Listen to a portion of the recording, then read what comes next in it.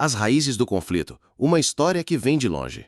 Você já se perguntou por que o conflito entre Israel e Irã parece não ter fim? Porque, mesmo após décadas, essa tensão continua crescendo até ameaçar o mundo inteiro com uma guerra de proporções globais. O que está por trás desse confronto que não é apenas geopolítico, mas espiritual e profético? Neste documentário, vamos muito além das manchetes. Mergulharemos nas escrituras, nas origens familiares que dividem duas grandes nações e nas profecias que moldam o Oriente Médio. Antes de continuar, inscreva-se no canal, ative o sininho e deixe seu comentário. Isso nos ajuda a levar a verdade bíblica a mais corações. Tudo começou com Abraão, 2 filhos, Ismael, nascido da serva Agar, Isaque, filho da promessa com Sara. Gênesis 17, 20 e 21 registra essa divisão espiritual. A minha aliança eu estabelecerei com Isaque. Ismael se tornaria pai de uma grande nação, mas a aliança profética seguia com Isaque. A semente da separação foi plantada ali, entre carne e espírito, entre promessa e herança. Ismael e seus descendentes tornaram-se os antepassados dos povos árabes. Já Isaque gerou Jacó, que se tornou Israel, pai das 12 tribos. O conflito, que era familiar, tornou-se civilizacional. A identidade dos povos se formou em caminhos opostos. Israel, moldado pela Torá, os profetas e a aliança com Deus. Os filhos de Ismael, por sua vez, foram absorvendo culturas pagãs, consolidando-se como uma potência nômade e guerreira, com forte senso de honra tribal.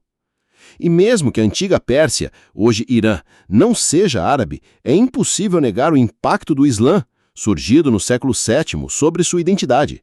Maomé, proclamado como descendente direto de Ismael, redefiniu o eixo espiritual da região.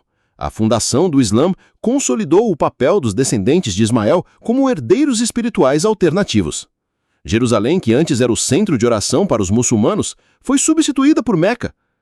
Com isso, o Islã avançou pelo Oriente Médio, pelo norte da África e por boa parte da Ásia.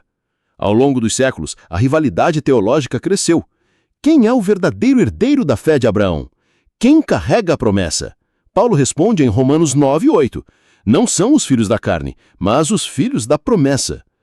Esse abismo entre Israel e Ismael nunca foi apenas geográfico, ele é, acima de tudo, espiritual.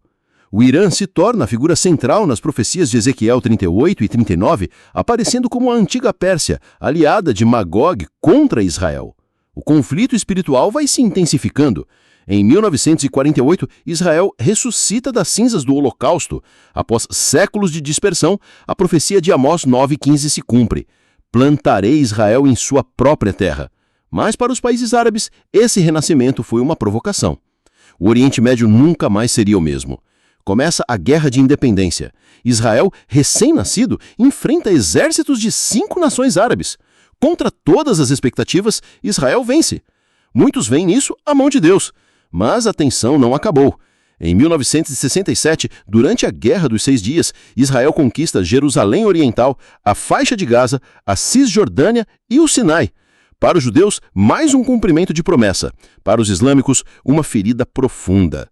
Reengajamento. Se você está achando esse conteúdo importante, clique em gostei e compartilhe. Precisamos abrir os olhos do mundo.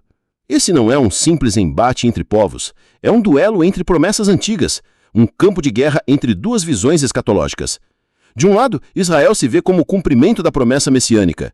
Do outro, o Irã, após a Revolução Islâmica de 1979, se assume como bastião da fé islâmica, considerando Israel o pequeno Satã e os Estados Unidos o grande Satã.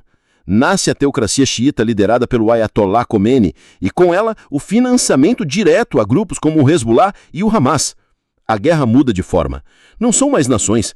São milícias. Não é mais convencional, é espiritual. O confronto moderno e o fim dos tempos. Com a Revolução Islâmica, o Irã rompe laços com o Ocidente e declara guerra espiritual ao Estado judeu. Israel agora é visto não apenas como adversário político, mas como inimigo teológico. Teherã começa a treinar, financiar e armar grupos como o Hezbollah, no Líbano, e o Hamas, na faixa de Gaza. A guerra não é mais travada em campos de batalha oficiais, mas por túneis, foguetes e ataques cibernéticos. O Oriente Médio se transforma numa arena oculta, onde alianças são feitas nas sombras e os ataques não seguem as regras da guerra tradicional. O Irã acredita estar cumprindo um dever religioso ao lutar contra Israel. Ezequiel 38 e 39 profetizam sobre uma coalizão que se levantará contra a terra de Israel. Dentre os nomes mencionados está a Pérsia, o Irã moderno. Muitos estudiosos acreditam que essa profecia já está em curso. Gog e Magog, vindos do norte, se unem a aliados para invadir a terra prometida. Mas Deus intervirá. Eis que sou contra ti, ó Gog, príncipe de Ros, de Meseque e de Tubal. Ezequiel 38, 3. A tensão cresce, ataques são lançados, retaliações respondidas, cidades inteiras vivem em estado de alerta. A guerra que era espiritual agora ganha forma visível. Em 2025, o mundo prende a respiração diante de um confronto direto entre Israel e Irã. 100 aviões cruzam o céu. Mortes, destruição, ameaças nucleares. Especialistas temem, estamos às portas da Terceira Guerra Mundial. Mas para quem lê as Escrituras, nada disso é surpresa. Apocalipse, Zacarias, Daniel, todos previram esse momento. O Armagedon se aproxima. Reengajamento. Está percebendo como tudo isso está se cumprindo diante dos seus olhos? Deixe um comentário agora com Maranata, vem Senhor Jesus, e compartilhe esse vídeo com alguém que precisa acordar espiritualmente. Vivemos o tempo das profecias. Não se trata apenas de política ou petróleo. É uma batalha entre a luz e as trevas. A cada novo avanço militar, uma nova peça se encaixa no tabuleiro do fim dos tempos. A Bíblia revela que essa guerra culminará na volta gloriosa de Cristo. A aliança será quebrada. Daniel 9:27. Virá a abominação, o mundo mergulhará em trevas, mas no fim, o Cordeiro vencerá.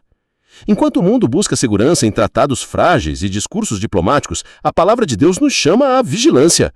Olhai, não vos assusteis, porque é necessário que tudo isso aconteça. Mateus 24:6. Jerusalém será o centro da batalha final, mas também será o palco da vitória do reino eterno, porque, e assim, todo Israel será salvo. Romanos 11:26. O que está acontecendo entre Israel e Irã não é o fim, é o início do grande final. Diante de tudo isso, a pergunta não é mais se estamos nos tempos finais, mas como estamos nos preparando. Você está com os pés firmados na rocha? Está com o coração alinhado com o céu? A Bíblia não nos chama ao medo, mas à preparação. Não fuja dessas verdades. Compartilhe esse vídeo, inscreva-se no canal agora, ative o sininho e deixe um comentário. Que a paz do Senhor inunde seu coração em meio ao caos lá fora, porque quem tem Cristo já tem a verdadeira vitória dentro de si. Amém.